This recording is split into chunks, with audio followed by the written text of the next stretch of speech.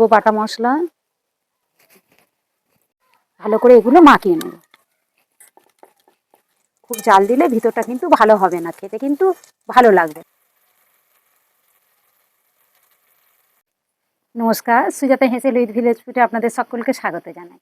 আজকের আপনাদের দাদা পুকুর থেকে জোড়া মৃগেল মাছ ধরে নিয়ে এসছে। এই মৃগেল মাছ দিয়ে দারুণ স্বাদের একটি রেসিপি করে আপনাদের দেখাবো। আপনারা পুরো ভিডিওটা দেখতে থাকুন, আশা করছি অনেক ভালো লাগবে। এবার মাছগুলো কেটে নেব। কালকের জাল দিয়েছিল, মৃগেল মাছগুলো কাদাতে থাকে, জাল কেটে বেরিয়ে গেছে, কিন্তু ওই জালেতে পড়ে না। আজকে মানে খেবলা জালে পড়েছে, কালকের বড় জাল দিয়েছে। মাছগুলো খুব ছোট নয়, মাছগুলো কিন্তু খুব বড় মৃগেল মাছগুলো। ক্যামেরায় হয়তো আপনাদের দেখাতে পাচ্ছি না, হয়তো ক্যামেরায় ছোট লাগছে, কিন্তু মাছগুলো খুব বড় আছে। মাছটা কেটে দিয়ে নিয়ে চলে এসেছি। এবার একটা মশলা বানিয়ে নেব। এই আমি এখানে নিয়েছি একটু ধনিয়া পাতা, নিয়েছি একটু আদা, নিয়েছি শুকনো লঙ্কা, রসুন, একসাথে কটা বেটে নেব। মাছগুলো আমি মশলা মাখিয়ে নেব।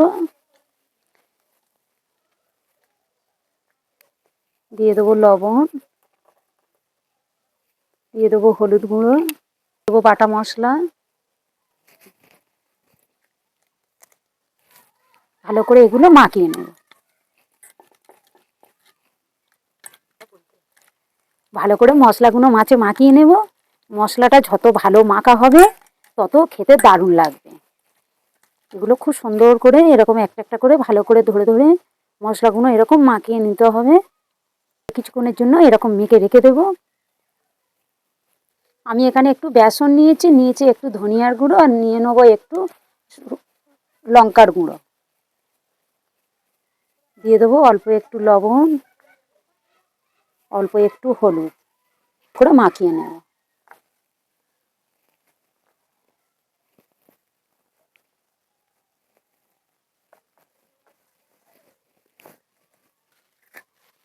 মাছগুলো বেসনে এরকম করে কোট করে নেব।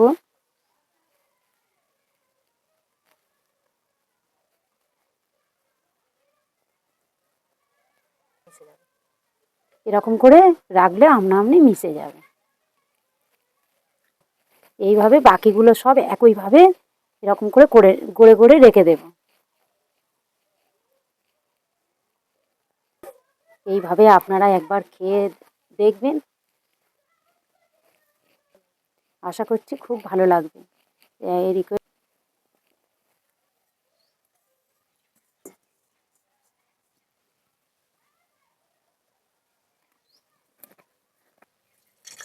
অল্প একটু নুন দিলাম। তেল গরম হয়ে গেছে, ওই যে ধোঁয়া উঠছে, আমি একে একে মাছগুলো ভেজে নেব। আমি সর্ষের তেলে টেস্টটা বাড়ানোর জন্য সর্ষের তেলে ভাজছি, আপনারা সাদা তেলেও ভাজতে পারেন। এগুলো অল্প আঁচে ধরে ধরে ভাজতে হবে।